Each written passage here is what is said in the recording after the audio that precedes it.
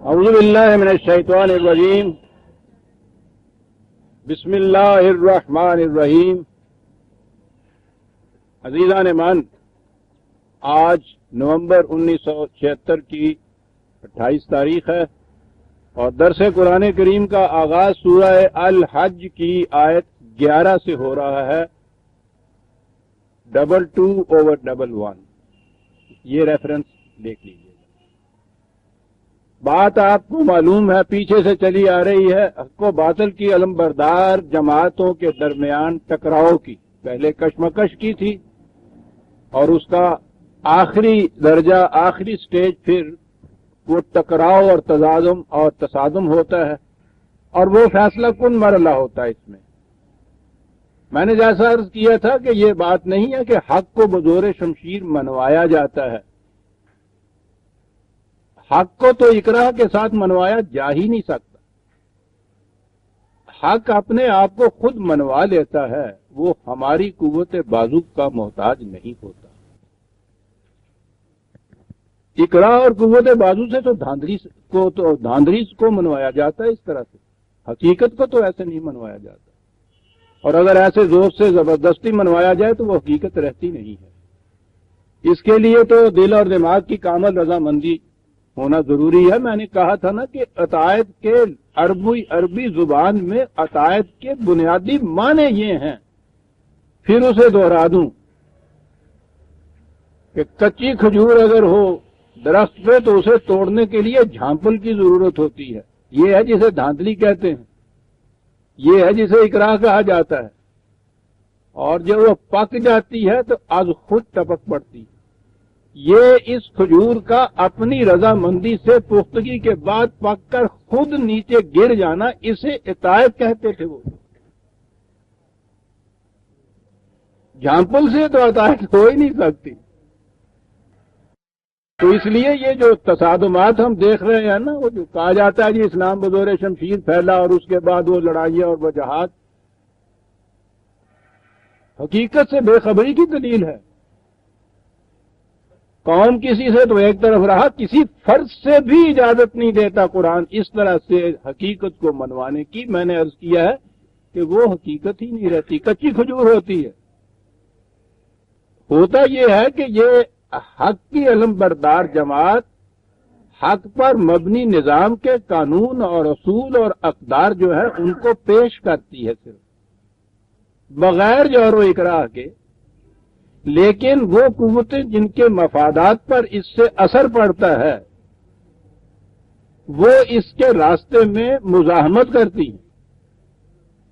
تو مزاحمت تو اگر یہاں تک ہی صرف رہے کہ وہ ان چیزوں کو آگے پھیلنے نہ دیں تو خیر قابل برداشت ہے، لیکن اگر ان کی صورت یہ ہو، اور جو صورت تاریخ میں پہلی دفعہ ہمیں ملتی ہے کہ یہ جماعت مومنین مٹھی بھر جماعت، ساری ان کی متاع حیات 300 افراد بالآخر گھر بار چھوڑ کے، مکہ چھوڑ کے مدینے چلے گئے کہ لو بابا ہم چھوڑ کے چلے جاتے ہیں۔ اور اس زمانے کے جو ذرائع تھے سواری کے، اس اعتبار سے مکے اور مدینے کا اس زمانے کا فاصلہ ذرا ملاحظہ فرمائیے نا۔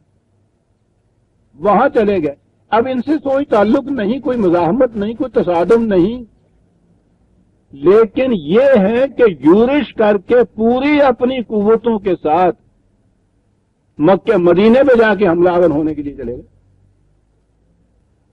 یہ جو ادھر سے مدافعت اس کی پھر ہوئی ہے، اس مقام پہ پھر یہ آ جاتی ہے حق کی علم بردار جماعت، پھر وہ میدان میں اس کو اترنا پڑتا ہے، اور وہاں یہ چیز پھر ہوتی ہے۔ وہ جو اس بدر کے میدان میں اس حقیقت کے علم بردار نے، تاریخ بتاتی ہے کہ اس انداز میں حضور نے یہ دعا کی تھی، صفیں آراستہ ہو گئی تھی۔ صفیں کیا، پوری مسلح 1000 کی فوج کے سامنے یہ 300 افراد جن کے پاس تلواریں بھی پوری نہیں تھیں، تو یہ سب کچھ صفیں آراستہ ہو گئی ہیں۔ تو تاریخ بتاتی کہ حضور ایک طرف گئے، نہایت والہانہ انداز میں جذب و کیف کے عالم میں کہا کہ حضور کی چادر مبارک کندھے سے گر گر پڑ رہی تھی، اور وہ دعا کے فکرے، اور وہ ہے اصول جو دین کا آ گیا کہ یا اللہ ہم تو جانے دینے کے لیے آ ہی گئے، آخری چیز ہے اور اس کو لے کے آ گئے، اس سے زیادہ تو نقصان کسی کا کچھ ہو نہیں سکتا۔ لیکن جرأت عرض معاف ہو تو یہ گزارش کیے دیتا ہوں کہ اگر یہ مٹھی بھر جماعت 300 کے افراد کی آج یہاں ختم ہو گئی تو چونکہ اس کے ساتھ تو نبوت بھی ختم ہو جاتی ہے، تو قیامت تک پھر تیرا نام لینے والا کوئی نہیں رہے گا۔ تیرا نام، ہم تو جیتے ہیں کہ دنیا میں تیرا نام رہے، غیر ممکن ہے کہ ساقی نہ رہے جام رہے، یہ بات ہم تو جانے دے دیں گے۔ لیکن بہرحال کیا انداز ہے یہ کہ خود سوچ لے، پھر یہ وہ مقام ہے جہاں ان کو میدان جنگ میں جانا پڑتا ہے، یہ یورش کر کے وہاں نہیں گئے، وہی آئے۔ تو میں نے عرض کیا ہے کہ یہ ہوتا ہے وہ مقام جہاں آ کر انہیں میدان جنگ میں آ کر اپنے سر ہتھیلیوں پہ رکھ کر مقابلہ کرنا ہوتا ہے، اس لیے کہ اگر اس وقت یہ جماعت نہ رہے تو پھر دنیا میں حق کی آواز بلند کرنے والا کوئی نہیں رہے گا۔ تو یہ دو جماعتیں تھیں جن کا تذکرہ چلا آ رہا تھا، کھلا ہوا کفر، کھلا ہوا ایمان، اور اب اس کے بعد 11ویں سورت میں ایک تیسری جماعت کا ذکر ہے، اور یہ وہ جماعت ہے کہ یہ جو کھلے ہوئے دشمن، کھلے ہوئے کافر، ان سے بھی بدتر درجے کے اندر ہوتی ہے۔ قرآن کریم میں آپ دیکھیے گا جہاں یہ کفر اور ایمان کے متعلق آیات ہیں، ان سے کہیں زیادہ آیات منافقین کے متعلق۔ یہ جسد انسانی کا بڑا ہی گہرا ناسور ہوتا ہے، یہ ایسا کینسر ہوتا ہے کہ جس کا وقت کا پتہ ہی نہیں چلتا، تاکہ یہ بالکل ہلاکت امیز انداز میں باہر آ جاتا ہے۔ منافقین کا طبقہ جماعتوں کے اندر، وَمِنَ النَّاسِ مَن يَعْبُدُ اللَّهَ عَلَى حَرْفٍ فَإِنْ أَصَابَهُ خَيْرٌ اطْمَأَنَّ بِهِ وَإِنْ أَصَابَتْهُ فِتْنَةٌ انقلب عَلَى وَجْهِهِ۔ کہتا جماعتوں کے اندر یہ ہے گروہ جو سب سے زیادہ خطرناک ہوتا ہے۔ علی حرف، حرف کے معنی یہ کنارہ ہوتا ہے، دیوار پہ بیٹھے ہوئے، کنارے پہ کھڑے ہوئے وہ خدا کی اطاعت کرتے ہیں، دونوں طرف نگاہ ان کی ہوتی۔ کہا اگر فائدہ ذاتی ادھر جھک جانے میں ہے تو ادھر ہو جاتے، اور اگر کچھ مفاد ادھر نظر آتا ہے تو ادھر ہو جاتے ہیں۔ یہ ادھر اور ادھر کے متعلق دوسری جگہ 4/143 4/143 142 میں ہے کہ ان المنافقین یخادعون اللہ وہو خادعهم۔ یہ ہے وہ جماعت جو ہر وقت دھوکہ اور فریب دینے کی فکر میں رہتی ہے سر، لیکن اسے خدا کو کیا دھوکہ دیں گے، اپنے آپ کو دھوکہ دیتے ہیں۔ یہ لوگ خود فریبی میں مبتلا ہوتے ہیں، اور آپ کو معلوم ہے کہ ان منافقین کا میں سب سے نمایاں طور پر جن کا ذکر کیا ہے قرآن نے، وہ کون ہے؟ یہ مذہب پرست طبقہ۔ آپ حیران ہوں گے، وَإِذَا قَامُوا إِلَى الصَّلَاةِ قَامُوا كُسَالَىٰ، صلاۃ کے لیے آتے ہیں، کھڑے ہوتے ہیں ساتھ، لیکن انداز کیا ہوتا ہے؟ میں نے آپ کو بتایا تھا ساہون آیا ہے دوسری جگہ، یہاں تو کسالہ آیا ہے جسے فصل مندی کہتے ہیں۔ بڑی بڑی جامع چیزیں ہیں قرآن کے، یہ جو الفاظ ہیں بار بار آتے ہیں، بار بار دہرانا ہوتا ہے مجھے کہ تکرار سے ذہن نشین بات بھی ہو جاتی ہے، اور جو نووارد حضرات ہوتے ہیں ان کی معلومات میں اضافہ بھی ہو جاتا ہے۔ دین کا ہر حکم، اس کا ہر اصول، اس کا ہر قاعدہ اپنا نتیجہ رکھتا ہے۔ نتیجہ رکھنے کے لیے صلاۃ بھی ایک دین کے نظام کا ایک رکن، اس پروگرام کا ایک حصہ جسے صلاۃ کہتے ہیں وہ بھی ہے۔ اب زبان کے اعتبار سے دیکھیے سمجھایا کیسے جا رہا ہے. کمان اور اس میں سے وہ جو تانت نیچے ہوتی، یہ کمان کے ساتھ تانت لگی ہوئی ہو تو پھر تیر نکلتا ہے نا اس میں سے. لیکن اگر کمان بھی ہو اور تانت بھی ہو اور تیر بھی ہو، لیکن تانت کمان کے ساتھ نہ لگی ہوئی ہو، تو پھر کیا ہوتا ہے؟ چیزیں تو تینوں نظر آتی ہیں، کمان بھی، تانت بھی، تیر بھی. قرآن کہتا ہے کہ پھر یہ تیر کہیں ٹھکانے پہ بھی جا لگ سکتا ہے، تیر تو نکل ہی نہیں سکتا اس میں. کہتا ہے منافقت کی نماز اس کمان کی طرح ہے جس کی تانت کمان سے الگ رکھی ہوئی. ایذان من قرآن ہے، ایذان من یہ زبان تھی، وہ یہی زبان متحمل ہو سکتی تھی اس قرآن کی. کیا ہے؟ یراؤن الناس، دیکھ رہے ہیں بالکل سیدھے، ٹھیک ہے، قیام بھی ہو رہا ہے، رکوع بھی ہو رہا ہے، سجدہ بھی ہو رہا ہے، دعا بھی مانگی جا رہی ہیں، قرات بھی بڑی بلند آواز سے ہو رہی ہے، بلکہ حلقے سے بھی نیچے سے نکالے جا رہے ہیں حروف. کمان بھی ہے، تانت بھی ہے، تیر بھی ہے، نہایت اعلیٰ درجے کے فرسٹ کلاس. دیکھ لیجئے ایک ایک ان میں سے ہے بالکل یراؤن الناس، دکھائی دے رہی ہیں چیزیں. ولا یذکرون اللہ الا قلیلا، قانون خداوندی سامنے نہیں ہوتا، معاملہ ختم ہو گیا. اب انہوں نے تانت بھی الگ رکھی، کمان بھی الگ رکھی، تیر بھی الگ رکھا، آگے آیا یذکرون اللہ ہے، اور پھر وہ ذکر کے وہ پھر ضربیں بھی لگتی ہیں الا اللہ کی اس کے بعد.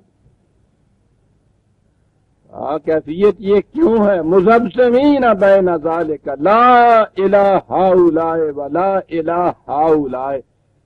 وقت و ایمان نہیں لاتے تو کفر ہی اختیار کرو.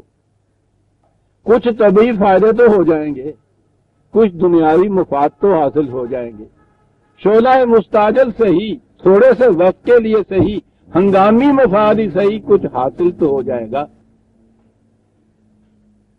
لیکن در کفر ہم پختہ نہیں. ایمان میں پختگی تو ایک طرف، وقت تو کفر میں بھی پختگی ان کی نہیں، نہ ادھر کے ہیں نہ ادھر کے ہیں. کیا بات ہے مذبذبین. تذبذب تو ہمارے ہاں بھی یہ لفظ ہے، لیکن ہے کہاں؟ کبھی دیکھا آپ نے مکھی کی طرح؟ پتہ ہی نہیں چلتا کہ یہاں سے اڑے گی تو کہاں جا بیٹھے گی، اور ہر آن اڑنے کی فکر میں، کوئی متعین مقام نہیں، کوئی متعین رخ نہیں. اب یہاں بیٹھی ہے، اب ادھر آ بیٹھی، اور یہاں سے یہ لفظ ہے نا مذبذبین. یکسوئی نہیں ہوتے، نہ ادھر نہ ادھر، ان کی یہ کیفیت ہے. یہ لوگ جو ہیں، قرآن کہتا ہے کہ یہ جماعتوں کے لیے سب سے زیادہ خطرناک لوگ یہ ہو، وہ جسے آپ یقین کی پختگی کہتے ہیں. ٹھیک ہے،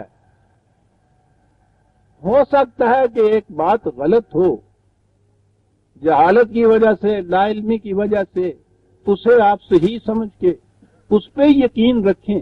یکسو تو آپ ہو گئے نا.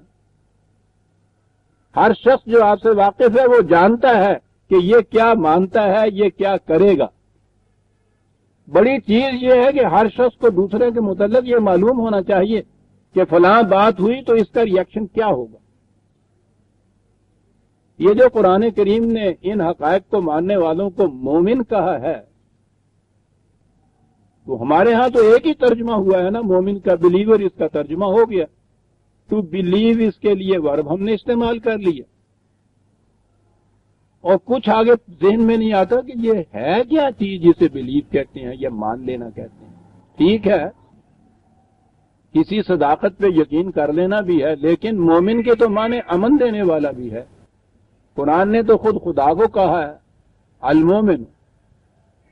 تو اگر مومن کے معنی صرف ایمان لانے والا ہو تو پھر خدا کے متعلق کیا کہیں گے؟ وہ کس پہ ایمان لاتا ہے؟ ہم تو خدا سے ایمان لاتے ہیں. مومن کا تو مادہ ہی امن ہے. مومن عالم انسانیت کے امن کا ذمہ دار ہوتا ہے. المومن وہ ہوتا ہے کہ جس کے ہاتھوں دوسرے اطمینان سے رہیں کہ اس کی طرف سے مجھے خطرہ نہیں ہے. اور کتنا عجیب ہے وہ معاشرہ یہ نہیں کہ ایک مومن کو دوسرے مومن کے متعلق یہ یقین ہوتا ہے کہ مجھے اس سے خطرہ نہیں، ہر انسان کو اس کے متعلق یقین ہوتا ہے کہ اس سے مجھے خطرہ نہیں۔ اس میں مومن ہی نہیں، مومن اور کافر دنیا کے تمام انسان اس کے اندر موجود ہیں۔ تو مومن کی تو شان یہ ہوگی نا کہ اس کے متعلق ہر ایک کو یقین ہو کہ اس سے مجھے خطرہ نہیں۔ یہ یقین کیسے ہو سکتا ہے؟ اسے یہ معلوم ہو، جیسے کہتے ہیں کہ یہ آدمی بڑا بااصول ہے، ہمیں پتا ہے، یہ ایسا نہیں کرے گا، اس پہ اعتبار کرو، یہ کبھی نہیں مکرے گا۔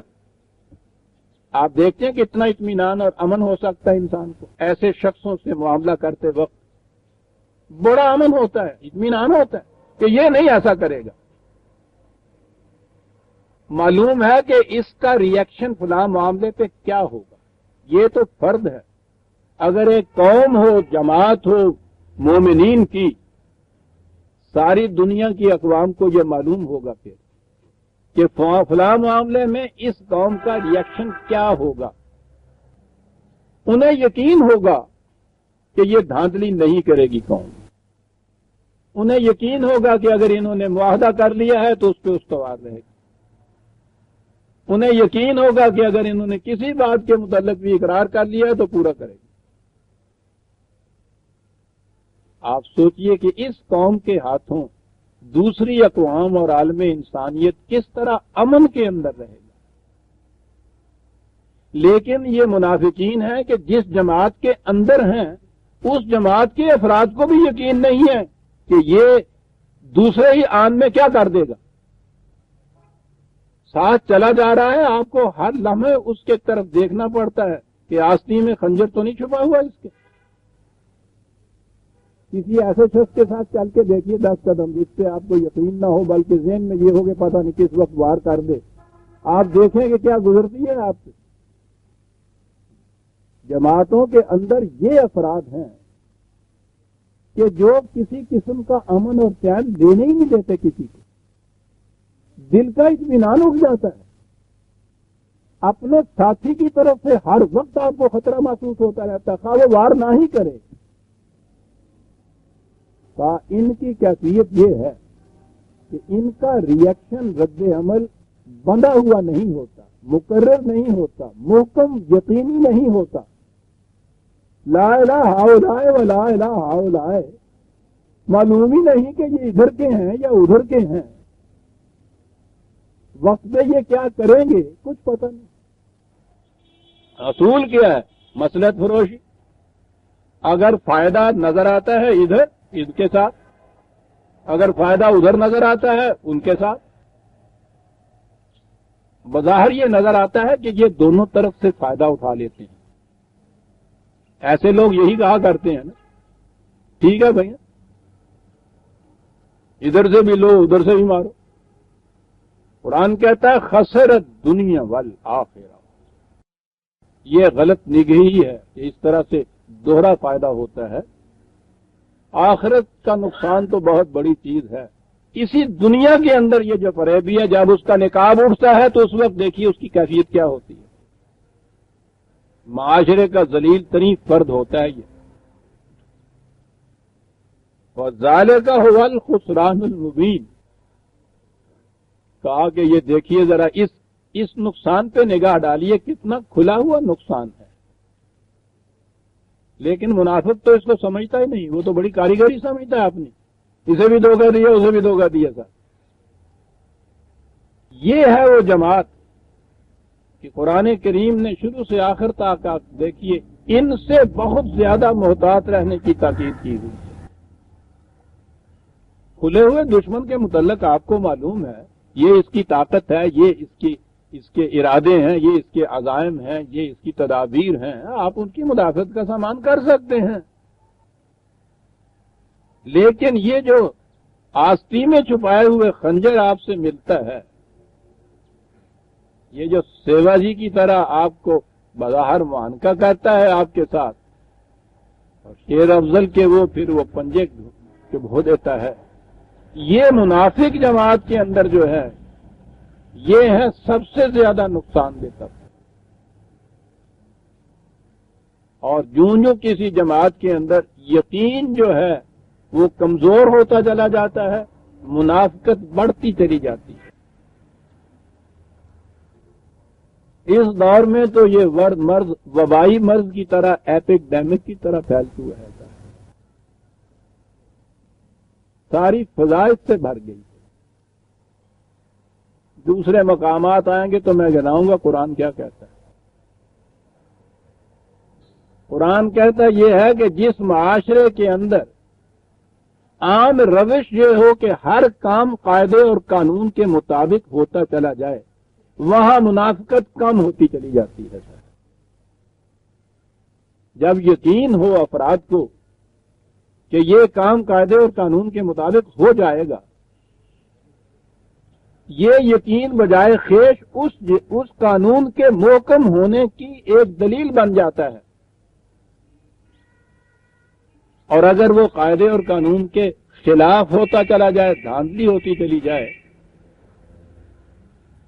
تو یہ افراد جن کے ہاتھوں دھاندلی ہوتی ہے ان کا تو یہ احترام جاتا ہی ہے، خود قانون کا احترام نگاہوں سے اٹھ جاتا ہے۔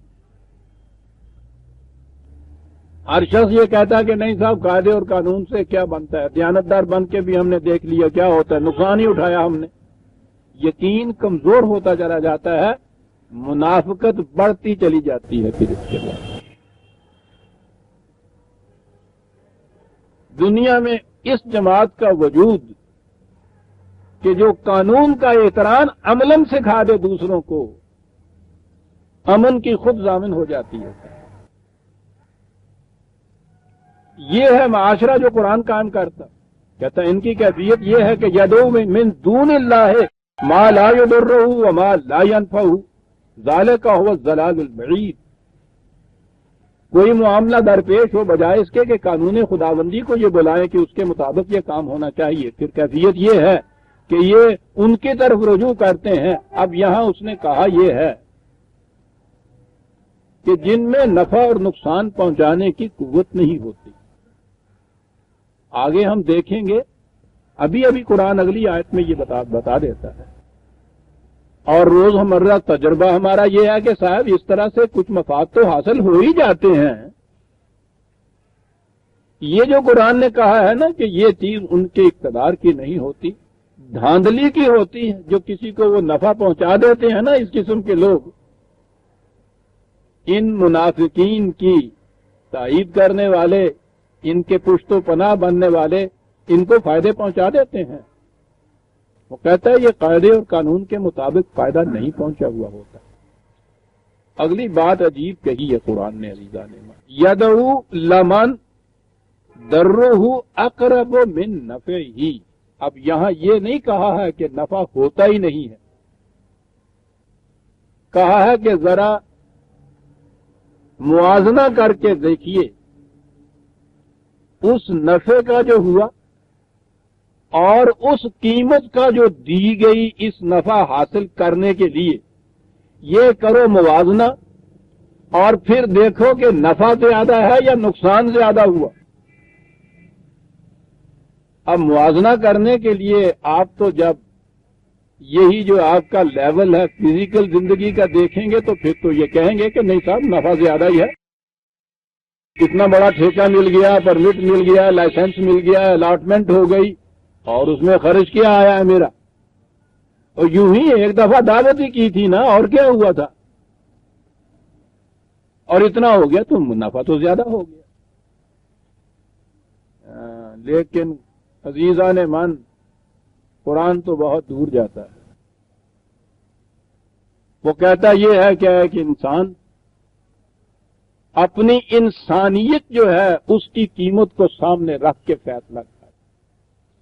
ہر وہ فائدہ جو تو اس طرح منافقت سے اور غلط طریقے سے حاصل کرے گا، تجھے اپنے شرف انسانیت میں سے کچھ نہ کچھ بیچنا پڑے گا اس کے لیے، اور ہر وہ فائدہ دنیا کا جو شرف انسانیت بیچ کے حاصل کیا جائے گا وہ نقصان زیادہ ہے، فائدہ کم ہے۔ عجیب چیزیں کیا جاتا ہے۔ فائدے اور نقصان کے کچھ پیمانے بھی تو ہونے چاہیے نا۔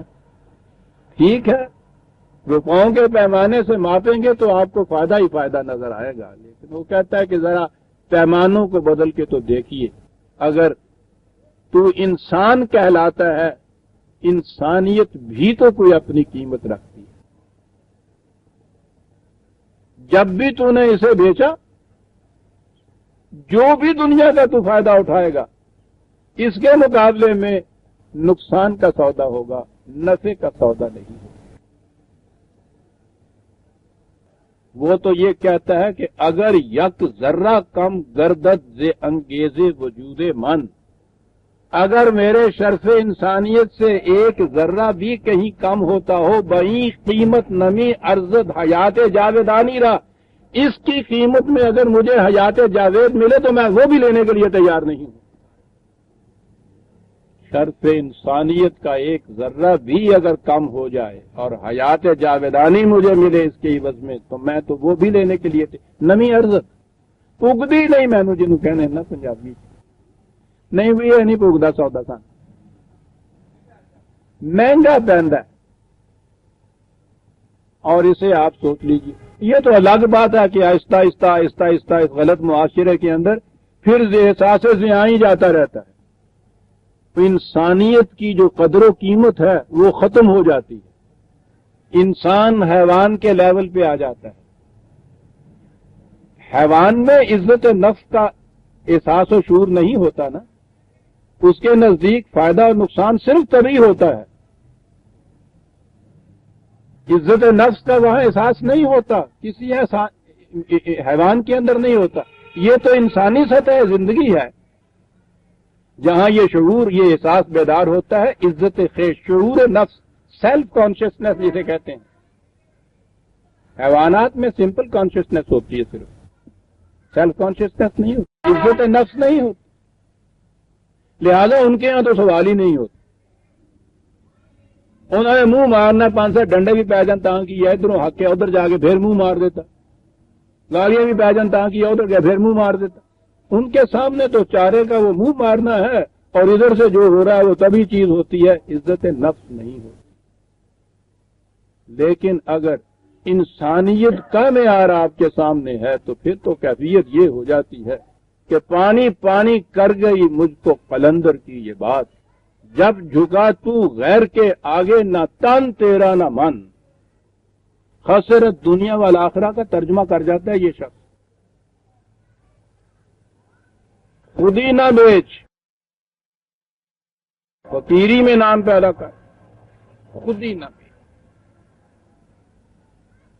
اور یہی ہے راز قلندری جسے کہا جاتا ہے۔ قلندری کے معنی شرف انسانیت کا احساس رکھنے والا۔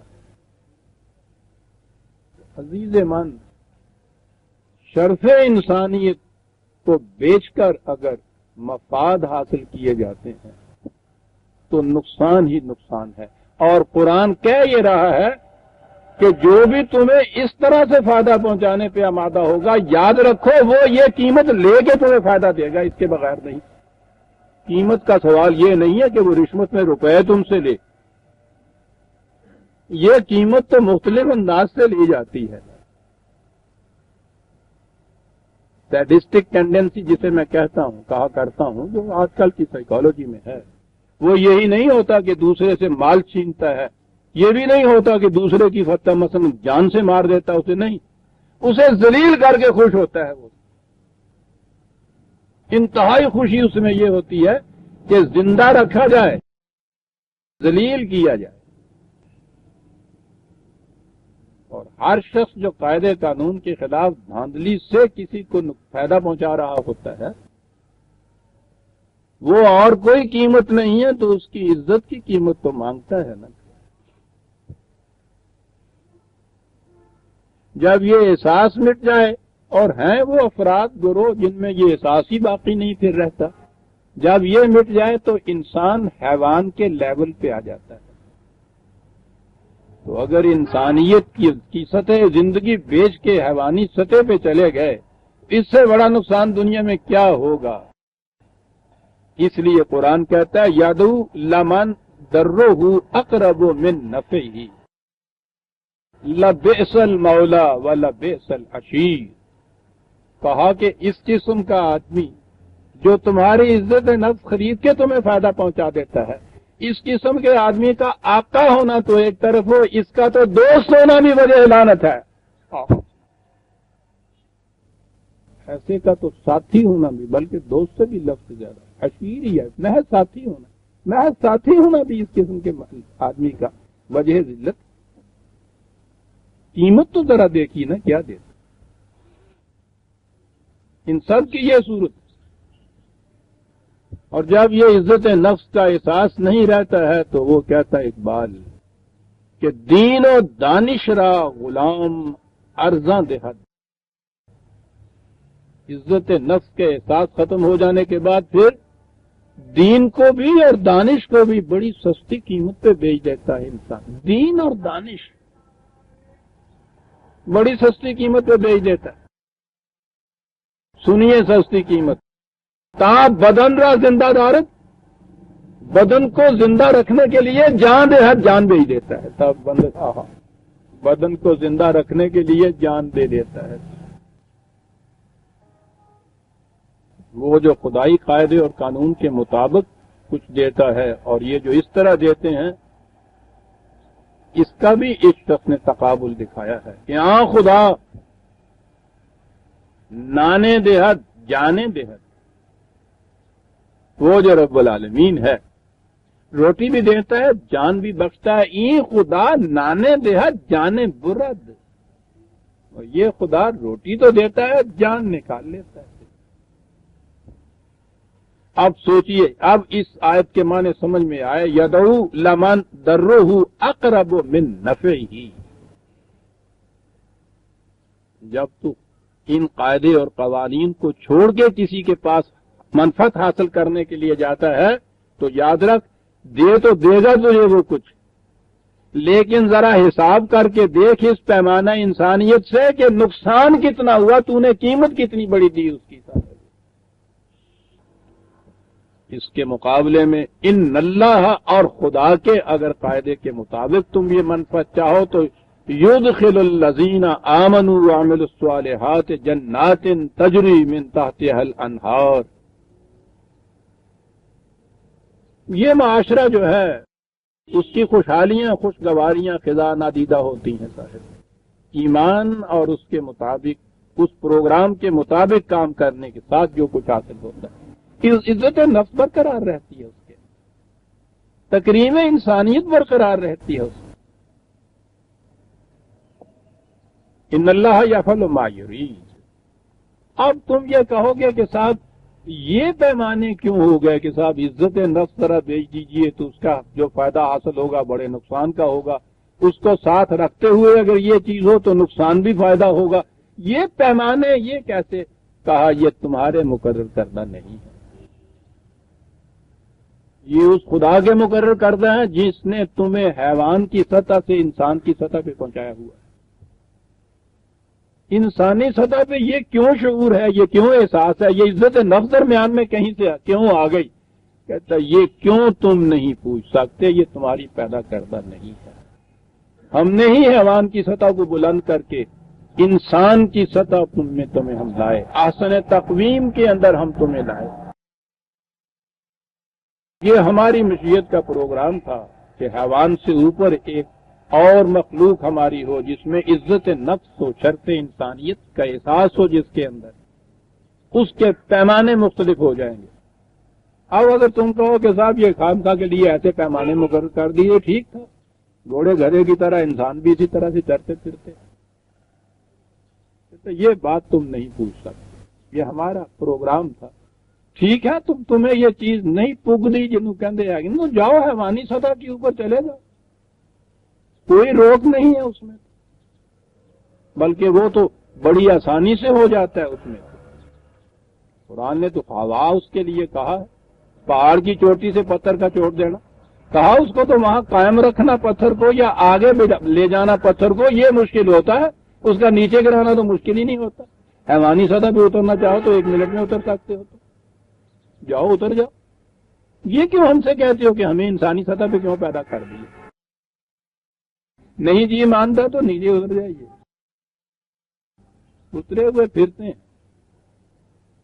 کہا اگر اس میں تمہیں یقین نہیں آ رہا کہ نہیں صاحب یہ پیمانے نہیں ہیں، عزت و ذلت کے یہ پیمانے نہیں، جس طریقے سے بھی دولت ہاتھ آ جاتی ہے، منفعتیں ہاتھ آ جاتی ہیں، ٹھیک ہے، پھر سب کچھ باقی ہو جاتا ہے، عزت بھی مل جاتی ہے، چودراہٹ بھی مل جاتی ہے، روز یہی کچھ کرتے ہیں کہ صاحب پیسہ ہوئے تو سب کچھ ہو جاتا ہے،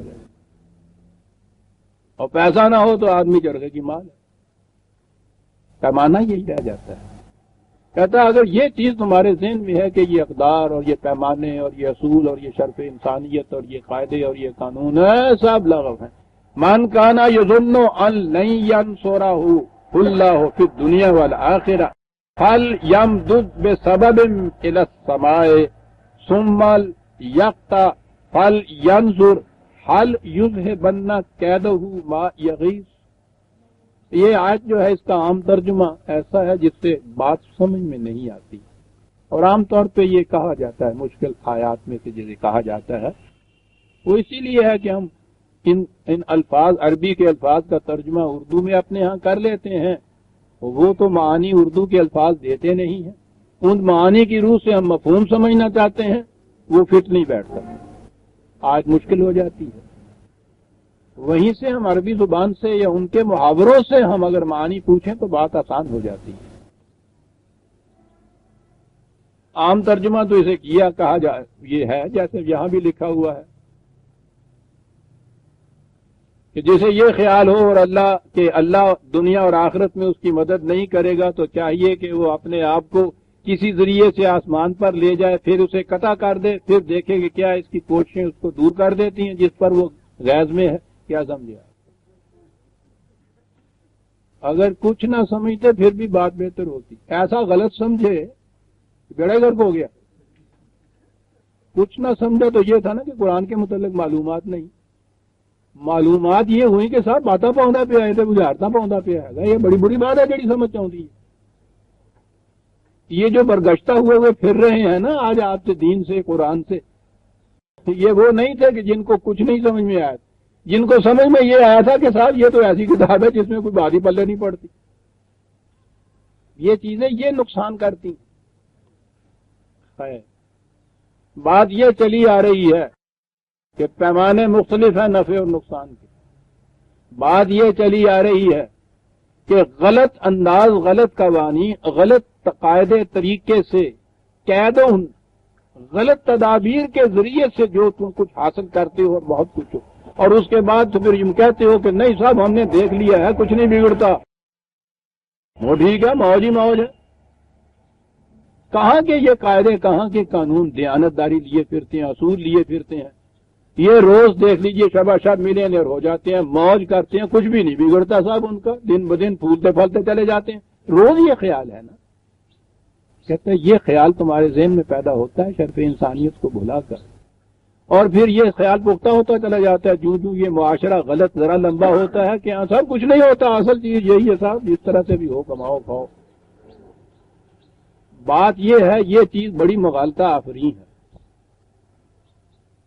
یہ طبی زندگی کے قوانین کا نتیجہ طبی طور پر فزیکلی سامنے آتا ہے اور جلدی آ جاتا ہے۔ آگ میں ہاتھ ڈالیے جل جاتا ہے، 1 منٹ میں پتہ چل جاتا ہے کہ آگ جلانے والی چیز ہے۔ سخت پیاس میں پانی پیجئے تو آپ کو وہ آتش پیاس بجھ جاتی ہے، آپ کو معلوم ہو جاتا ہے کہ پانی پیاس بجھانے والا، زندگی دینے والی چیز ہے۔ سینکیا کھائیے ہلاکت ہو جاتی ہے، سینکیا کھانے سے ہلاکت ہو جاتی ہے، فوراً محسوس ہو جاتا ہے، لیکن چوری کا گھی کھانے سے ہلاکت ہو جاتی ہے،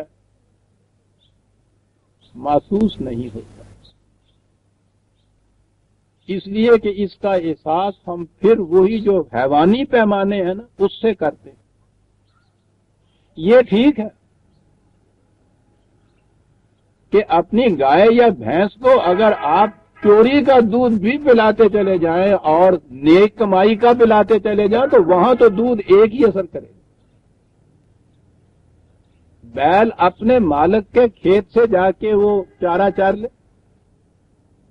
یا غیر کے کھیت سے چار لے، بیل کے اندر جا کے یہ چارہ کوئی فرق نہیں پیدا کرے۔ فزیکل لاز میں اقدار کا سوال ہی پیدا نہیں ہوتا۔ H2O کے 2 قطروں سے اگر وہ دلیپا سنگھ اور ہری داس وہ یہ کرے گا لیبارٹری میں تو 1 قطرہ پانی کا پیدا ہو جائے گا، عبد الرحمان کرے گا وہ بھی پیدا ہو جائے گا۔ فزیکل لاز میں اقدار نہیں آتی۔ اقدار کا سوال انسانی زندگی پہ آتا ہے، اور انسانی زندگی کا کچھ ایسا انداز رکھ دیا ہے قدرت نے کہ یہاں معاشرہ جس قسم کا ہوتا ہے اس قسم کے نتائج پیدا ہوتے ہیں۔ فرد معاشرے کے اندر بڑا ہی مجبور ہو جاتا ہے بیچارہ۔ ہم غلط معاشرے میں فرد کو لیتے ہیں، وہ دیانتدار بنتا ہے۔ بد دیانت دکاندار چوتھے دن اس کا ریڑ مار دیتے ہیں بیچارے کا، چلنے ہی نہیں دیتے۔ دفتروں کے اندر آج کل دیانتدار بن کے ذرا دیکھیے، زندگی دوبر ہو جاتی ہے انسان۔ آہستہ آہستہ اس نتیجے پہ انسان غیر شعوری طور پہ پہنچ جاتا ہے کہ نہیں صاحب یہ اصول، یہ قانون، یہ قاعدے کچھ شے ہے ہی نہیں اصل میں۔ یہ جو ہے اس کے متعلق کیسے پتا چلے کہ غلط نظام، غلط معاشرہ آخر الامر تباہ کن ہوتا ہے، یہ صرف تاریخ سے پتا چلتا ہے۔ تاریخ کا دور بڑا لمبا ہوتا ہے، اس کے نتائج صدیوں میں جا کے برآمد ہوتے ہیں، دنوں میں نہیں ہوتے، لمحوں میں نہیں ہوتے۔ وہ جو خدا کا ایک ایک دن 1000 سال کا ہوتا ہے وہ تاریخ کے ادوار ہیں۔ اب یہ ہے چیلنج قرآن کا، وہ جو دنیا بھر کی تاریخ کی اقوام کی تاریخ آپ کو دیتا ہے، ہسٹری دیتا ہے، اس کی شہادات بہم پہنچاتا ہے کہ فلاں قوم کو دیکھو، فلاں قوم کو دیکھو، وہ کیوں یہ کہتا ہے؟ وہ کہتا یہ ہے کہ غلط معاشرے میں ایک فرد مایوس ہو جاتا ہے اس سے کہ یہ قوانین، یہ اصول صحیح نتیجہ برآمد کرتے ہیں۔ اسے کہو کہ تاریخ پہ نگاہ ڈالے اور پھر دیکھے یہ کہ جس معاشرے نے بھی اپنے ہاں غلط روش اختیار کی تھی، اقدار انسانیت کے خلاف کوئی معاشرہ قائم کیا تھا، وہ دیکھو گے اس کے بعد انجام کیا ہوا تھا اس معاشرے میں۔ کہہ رہا ہے کہ محض مادی اور طبعی اسباب کی روح سے آسمان کی بلندیوں تک بھی کیوں نہ پہنچ جائے اور اپنے آپ کو منقطع کر لے انسان ان اقدار سے، ان اصولوں سے، ان قوانین سے جو خدا نے انسانوں کے لیے بنائے ہیں، اور آسمان کی بلندیوں پر بھی پہنچ جائے اور اس سے منقطع کر لے، اس کے بعد وہ دیکھے کہ کیا وہ سلسلہ قائم رہتا ہے۔ اس کی تدبیریں جو ہیں کتنی بڑی حسن تدبیر سے غلط معاشرہ کیوں نہ قائم کیا ہوا ہو، تاریخ کے اوراق سے پوچھئے کہ اس کا انجام کیا ہوتا ہے۔ یہ ہے جو قرآن یہاں کہہ گیا۔ وہ تو ایک حقیقت یا اصول بیان کرتا ہے، تو اس کے بعد جو دلوں میں ابھرنے والے شکوک ہوتے ہیں فوراً ان کا ازالہ ساتھ کے ساتھ کر دیتا ہے۔ یہ شک ابھرتا ہے غلط معاشرے میں کہ دیانتدار بننے سے کچھ نہیں بنتا، نقصان ہی نقصان ہوتا۔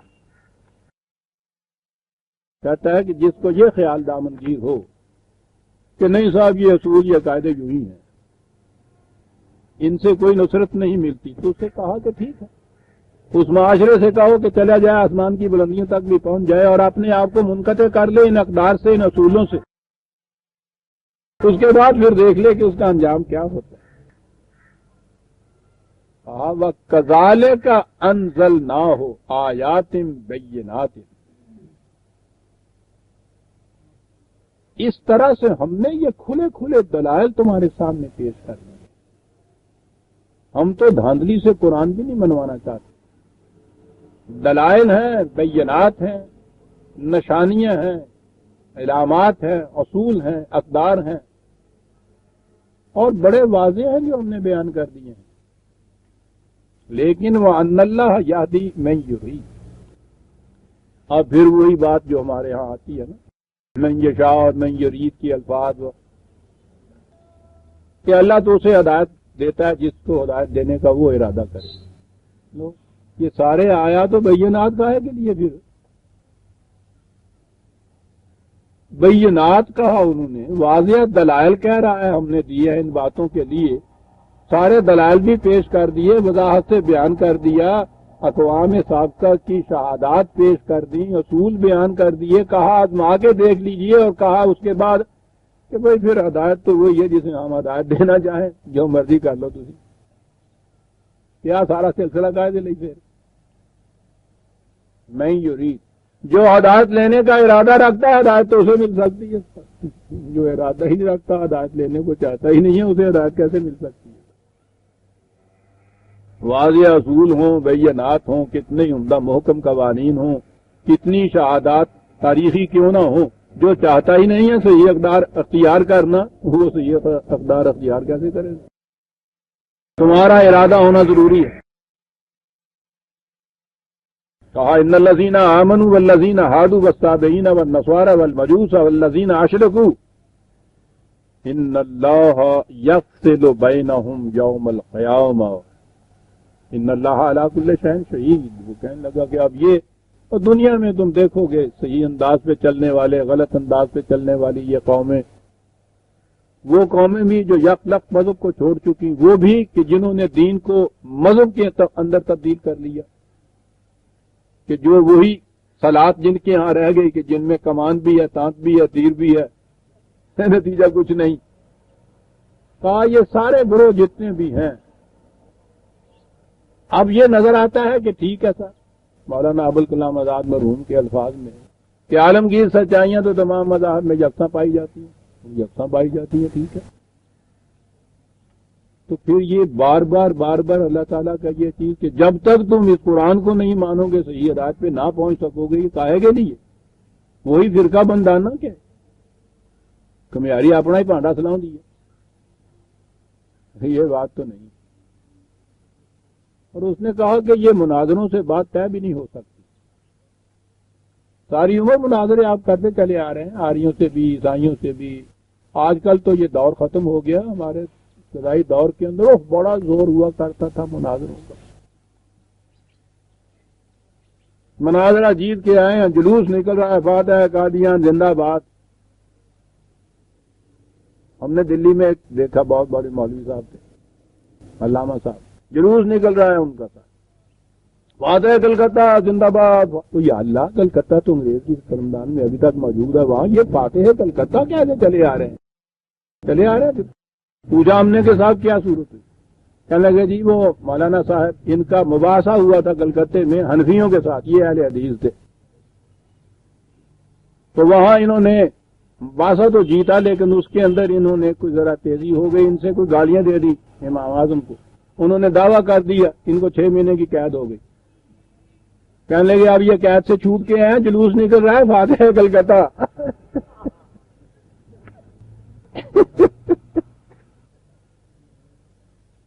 اب اگلی بات آ گئی کہ یوں تو فیصلہ نہیں ہو سکتا، فیصلہ کیسے ہوگا صاحب؟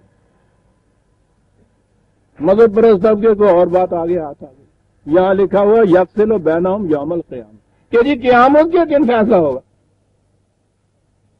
کہ جی سانو فائدہ کی پہنچا ہوگا؟ یہاں تو سب مگن رہے اپنے اپنے مذہب میں، اپنی اپنی روش پہ، کلو حزب بما لدیہم فرحون، قرآن خود کہتا ہے کہ سب مگن ہے اپنی اپنی روش میں، وہ سمجھتے ہیں بالکل ٹھیک۔ اور اگر یہ مرتے دم تک یہی رہا اور جب تک دنیا قائم ہے یہی قصہ رہا کہ باطل پرست اپنی روش میں مگن، حق پرست اپنی روش میں مگن، فیصلہ کن کوئی بات ہو ہی نہیں رہی، تو مرنے کے بعد قیامت میں جا کے اگر یہ ہو بھی گیا کہ یار یہ ہے صحیح مذہب، یہ تھا صحیح دین، اس کا جھنڈا بلند ہوگا، باقی سرنگوں ہو جائیں گے، ہوا کیا؟ اس دنیا میں تو باطل اسی طرح فروغ پاتا رہا جیسا حق تو بلکہ سرنگوں رہا۔ وہی بات کہ ہم نے قیامت صرف اس قیامت کو سمجھ لیا جو مرنے کے بعد آنے والی ہے، وہ ٹھیک ہے، قرآن کی روح سے یہ بات نہیں۔ یہ قیامت کیا ہے جس میں یہ فیصلہ ہوگا؟ عزیزان ایمان، یہیں 4 آیتیں آگے چلیے، یہی سورہ الحج کی آیت ہے 56 کہا یہ فیصلہ القیامہ کسے کہا ہے قرآن نے؟ کہا اس وقت تو معاشروں کے نظام یہ ہے کہ معاملات کے فیصلے انسانوں کے بنائے ہوئے قوانین کی روح سے ہوتے ہیں، ان کے بنائے ہوئے میزان کی روح سے ہوتے ہیں، ان کے خود وضع کردہ پیمانوں کے روح سے ہوتے ہیں۔ یہ ان پیمانوں کا، اس ترازو کا انسانوں کے خود ساختہ قانون ہے، جس کی وجہ سے فیصلہ ہی نہیں ہو پاتا حق اور صداقت کا، حق اور باطل کا۔ وہ باطل کی تائید میں 51 ووٹ جب آ جائیں تو وہی حق ہو جاتا ہے یہاں۔ یہ جو ہر ایک کو مذہبی آزادی بھی جو ہے اور اپنے اپنے طور پہ اپنے اپنے مذہب کے پابند ہے، اور مذہب کے متعلق یہ فیصلہ ہے کہ اس کا نتیجہ قیامت میں نکلنا ہے، اس کی وجہ سے ہر ایک خوش ہے اپنے اپنے معاملے میں۔ اگر غلط اور صحیح کے نتائج یہاں برآمد ہونے شروع ہو جائیں تو فیصلہ ہو جائے۔ سوال یہ عیسائیت مذہب، یہودیت مذہب اور مسلمانوں کے مذہب کا نہیں ہے۔ سوال تو نظام کا ہے کہ خدا کے قوانین کے تابع ایک نظام اور انسانوں کے خود ساختہ قوانین کے متحد ایک نظام، ان کا ٹکراؤ ہے، ان کا تقابل ہے آپس میں۔ کہا کہ یہ جو فیصلے ہیں نا ان کے آپس میں متنازع امور کے فیصلے کہ حق کون سا ہے، باطل پہ کون ہے، یہ اس دن کب ہوگا؟ الملک یوم ذل اللہ، جب اقتدار سارا خداوندی قوانین کے ہاتھ میں ہوگا، یحکم بینہم، تب فیصلہ ہوگا۔ یہ معیار اور پیمانہ یہ مقرر کی، اور اس دور کا قرآن بار بار ذکر کرتا ہے، والامر یومئذ للہ جسے کہتا ہے قرآن، وہ ہے دور۔ اور وہ یہ کہتا ہے کہ انسان جتنا جی چاہے اپنے ذاتی عقل و فکر کی روح سے جتنے معاشرے قائم کرنا چاہتا ہے کرتا چلا جائے، نقصان اٹھاتا چلا جائے، تجربے پہ تجربے کرتا چلا جائے، ٹرائل اینڈ ایرر ہوتی چلی جائے گی۔ آخر الامر انسانوں کو پہنچنا ہے اس پہ کہ صحیح انسانی معاشرہ تو وہی ہے جو اقدار انسانیت کو سامنے رکھتے ہوئے قائم کیا جائے گا، اسے ہی کہتے ہیں خداوندی قوانین۔ کہتا جب فیصلے کا معیار یہ ہو جائے گا یحکم بینہم، پھر یہ فیصلہ سامنے تمہارے آ جائے گا کہ کون سا نظام حق کا نظام ہے اور کون سا نظام باطل کا نظام ہے۔ والذین آمنوا وعملوا الصالحات فی جنات النعیم والذین کفروا وکفروا بآیاتنا اولئک لهم عذاب، دونوں گروہ گنا دیے۔ اس وقت یہ ہوگا کہ صحیح قوانین کو ماننے والا، ان کی صداقتوں پہ یقین رکھنے والا گروہ جو ہے کس قدر کامیاب و کامران ہوگا، اس کے خلاف چلنے والا کس قدر ناکام ہوگا، یہ اس وقت فیصلہ ہو سکتا ہے۔ مناظروں سے فیصلے نہیں ہو سکتے۔ مذہب کے لیول کے اوپر کبھی فیصلہ ہوا ہی نہیں آج تک کہ فلاں مذہب سچا ہے اور فلاں مذہب جھوٹا ہے۔ تو دلائل دے لیجیے اپنے ہاں، الفاظ ہی الفاظ ہیں، شاعری یہ کرتے چلے جائیں۔ اب آیا قرآن، فوراً وہ نظام کائنات کی طرف توجہ مبذول کر دیتا ہے۔ الم تر ان اللہ یسجد لہ من فی السماوات ومن فی الارض والشمس والقمر والنجوم والجبال والشجر والدواب، کائنات کی ہر شے قانون خداوندی کے سامنے جھکی ہوئی۔ تفصیل میں جانے کی ضرورت نہیں ہے، وہ تو علم ترا کہتا ہے، تم دیکھتے نہیں ہو، وہ تو محسوس مثال دے رہا ہے۔ جن میں سے کہیں ذرا بھی اس قانون کی خلاف ورزی ہو جائے، کتنی محنت کھیتی پہ کی جائے، ذرا سی کہیں اس کے قانون کی خلاف ورزی ہو جائے، وقت پہ پانی نہ دیا جائے، زیادہ دے دیا جائے، نتیجہ سامنے آ جاتا ہے۔ جھکے ہوئی ہے کائنات کی ہر شے، لہو من فی السماوات، آسمان کے اجرام فلکی میں، عرض میں، چاند، سورج، ستارے، پہاڑ، درخت، دواب، یہ ساری حیوانی زندگی جتنی ہے۔ دابا کہتے ہیں ہر جاندار کو، باقی رہے انسان و کثیر من الناس، سب انسان نہیں، ان میں سے بھی اکثریت ہے، جھکے ہوئے ہوتے ہیں۔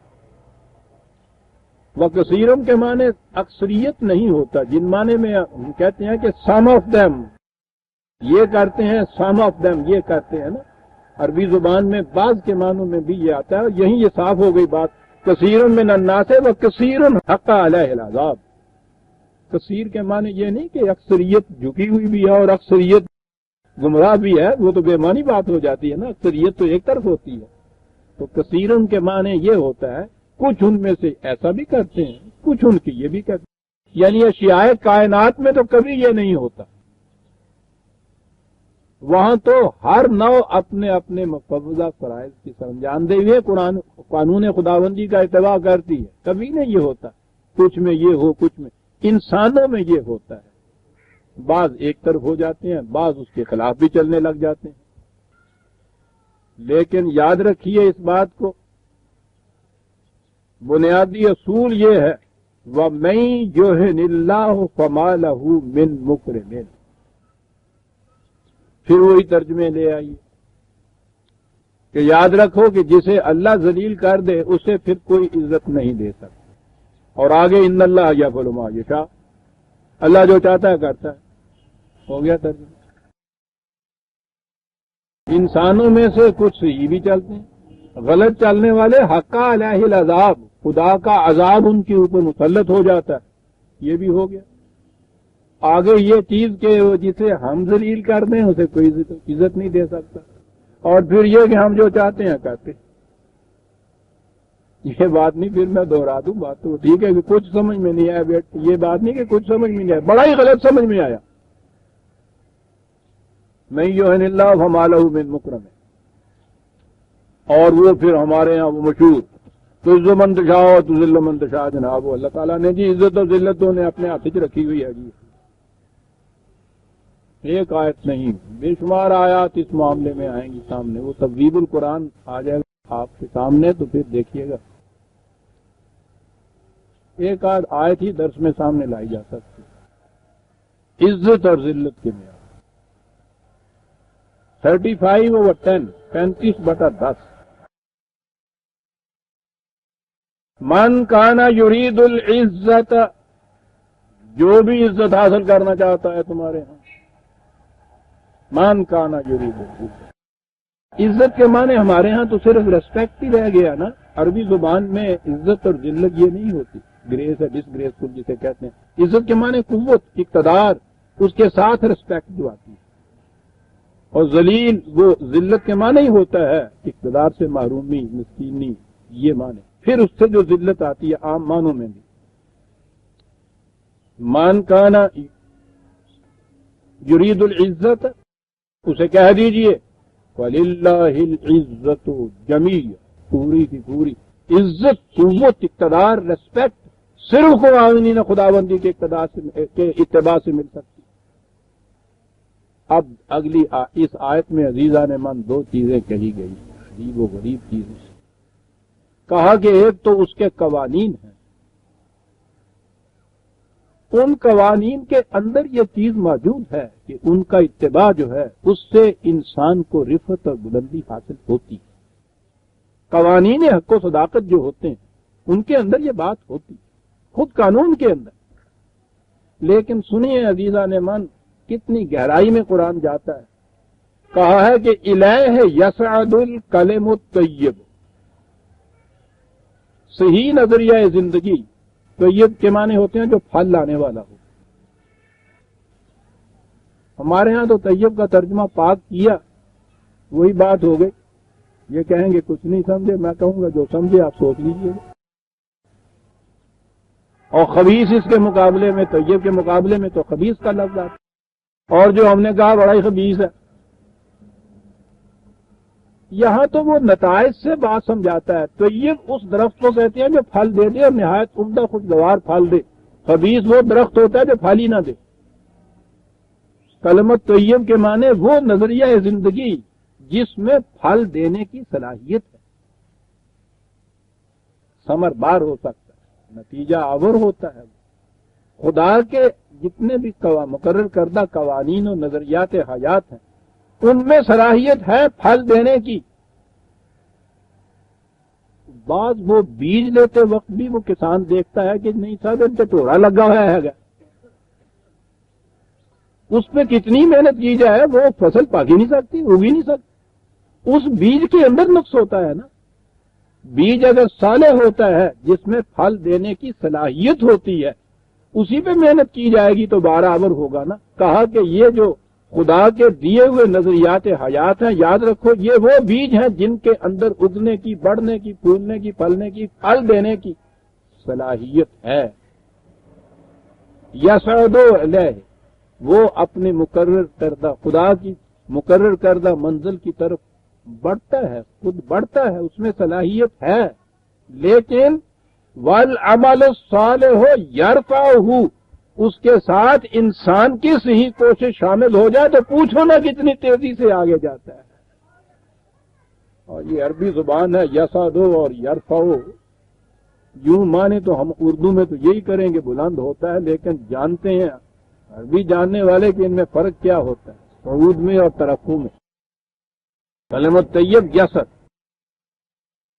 والعمل الصالح یرفع، تو بیج ہو صحیح، پھل دینے والا، کوششیں اس کے ساتھ جو ہوں وہ اس کے مطابق ہوں قانون کی۔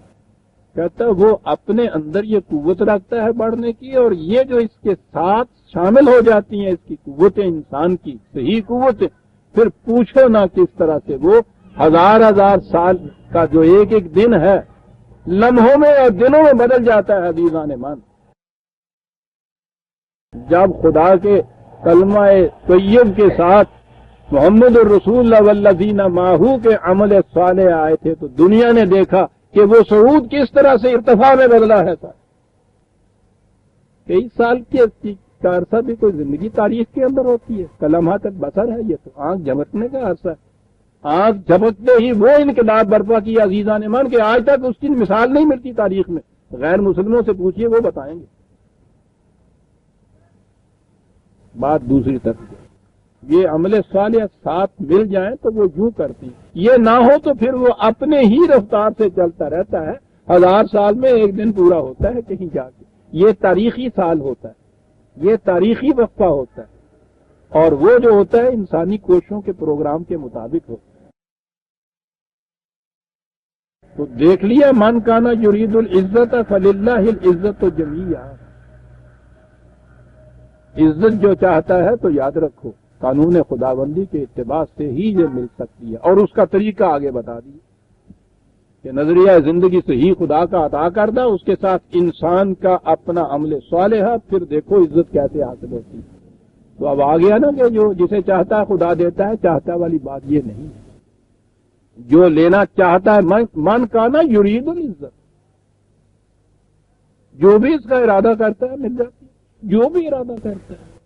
اب تو یہ تو ہو گئی عزت، اور آگے چیز وہی ہے، جہاں لفظ و یوہن اللہ آیا ہے وہاں جس کے معنی ذلت کیا جاتا ہے، نیچے کی طرف لے جانا کسی کو۔ آئیے بتائیں اس کے لیے کیا اصول ہے۔ یہاں کہا ہے نا کہ وہ جو ترجمہ ہمارا ہوا تھا کہ جس کو خدا ذلیل کرتا اس کو کوئی عزت نہیں دے سکتا، 89/1670، وہی گھپلا جو مجھے آیا کرتا 79 اور 89 اور 99 میں، وہی 89 99 ہی ہوگا یہ۔ ہاں سنیے عزیزان مان، فَأَمَّا الْإِنسَانُ إِذَا مَا ابْتَلَاهُ رَبُّهُ فَأَكْرَمَهُ وَأَنْعَمَهُ وَيَقُولُ رَبِّي أَكْرَمَنِ، انسان پہ جب خوشحالیاں، خوشگواریاں، مساعد، حالات یہ کچھ ملتا ہے، پھولا نہیں سماتا، آزاد یہ ٹھیک ہے، آزاد من فضل ربی ہو کیا کہ یوں پھولتا ہے جاتا ہے۔ اگلی بات، وَأَمَّا إِذَا مَا ابْتَلَاهُ فَقَدَرَ عَلَيْهِ رِزْقُهُ فَيَقُولُ رَبِّ أَهَانَ، اور جب وہ دوسرا پہلو بدلتا ہے، رزق کی بھی تنگی آ جاتی ہے، اس سے ذلت بھی آ جاتی ہے، پھر تو ہوتا ہے انسان کے ساتھ میں نے تو کچھ بھی نہیں کیا تھا، یوں ہی اللہ تعالیٰ نے بیٹھے بیٹھے کہ ٹھیک ہے جی، جسے وہ چاہے ذلیل کر دے، جسے کا عزت کر دے، میں تو کچھ بھی نہیں کیا تھا، خام خواہ مجھے ذلیل کر دیا خدا نے. کہتا ہے یہ کہتا پھرتا ہے کہ میں نے نہیں کچھ کیا، یہ خام خواہ اس نے ہی کر دیا. اگر قرآن کے نسخے آپ کے سامنے ہیں تو دیکھیے گا عزیزان ایمان، اور پھر دیکھیے گا انداز قرآن کا اور پھر عربی زبان کا. کہتا وہ یہ کہتا پھرتا اور روتا پھرتا کا کلا، رک جاؤ ٹھہر جاؤ، غلط کہتے ہو، قطعاً یہ بات نہیں ہے. ایک لفظ ہے عربی کا یہ، قطعاً یہ بات نہیں ہے، ہم یوں ہی کسی کو ذلیل نہیں کیا کرتے. مینا سزد خدائے ہاں، تمہیں پتا ہے کہ تمہاری تکریم کیوں تم سے چھن گئی؟ سنیے عزیزان من کیسے چھنتی ہے. بل لا تکرمون الیتیم، تمہاری کیفیت یہ تھی کہ معاشرے میں جو تنہا رہ جاتا تھا تم اسے ذلت کی نگاہ سے دیکھا کرتے تھے، اس لیے ذلیل ہو رہے ہو. جو تنہا رہ جاتا بڑی بات کیا گیا. ہمارے ہاں تو یتیم کا ترجمہ یتیم ہو گیا نا، ماں باپ جس کے مر جائے. عربی زبان میں تو یہ اسی کو نہیں کہتے، ان کو اس لیے یتیم کہتے ہیں کہ وہ تنہا رہ جاتے ہیں. بل عربی زبان میں یتیم کہتے ہیں تنہا کو. ہمارے ہاں بھی تو آپ کو پتا در یتیم ایک اصطلاح چلی آتی ہے، شاعروں کو پتا ہے. جس سیپ میں سے ایک ہی موتی نکلتا ہے وہ بڑا ہی قیمتی ہوتا ہے. تو یتیم کے معنی ہوتا ہے تنہا، یگانہ، اکیلا رہ جانے والا. بل لا تکرمون الیتیم، جو معاشرے میں تنہا رہ جاتا تھا تم عزت نہیں کرتے تھے اس کی. معیار کیا تھا عزت اور ذلت کا عزیزان من؟ جتھے کا بڑا ہونا، گروہ کا بڑا ہونا، پارٹی کا بڑا ہونا. قرآن کریم آپ دیکھیے گا، جہاں جہاں قرآن نے مخالفین کا ذکر کیا ہے نا، وہ یہ کہتے تھے ہمارے پاس دولت بھی ہے اور ہمارا جتھا بہت بڑا ہے. ذہن میں یہ تھا کہ یہ شاید قبائلی دور جو تھا انسان کا، ٹرائبل جب تھی زندگی، تو ہر ٹرائب میں یہ جو تعداد ہوتی تھی افراد کی نفری، یہ بڑا کاؤنٹ کرتی تھی. جس قبیلے کے افراد زیادہ تعداد میں ہوں وہ بڑا طاقتور قبیلہ گنا جاتا تھا. تو ذہن میں آیا کہ یہ قبائلی زندگی کے متعلق ہے، لیکن نہیں، بدل کے بھید زمانے میں پھر سے آتے ہیں. آج بھی وہی معیار ہے عزیزان من. جس کی پارٹی زیادہ بڑی ہوتی ہے اسی کو عزت مل رہی ہے، اسی کو قوت مل رہی ہے، اسی کو اقتدار مل رہا ہوتا. بڑی پارٹی. اور یہ جو چکر کاٹتے کاٹتے انسان آیا ہے نا سیاست میں، یہ مغربی سیاست کی جمہوریت جو ہے کم وقت، یہ تو وہی ہے زندگی. یعنی جس کی پارٹی تعداد کے لحاظ سے زیادہ ہو جائے اسی کے ہاتھ میں اقتدار.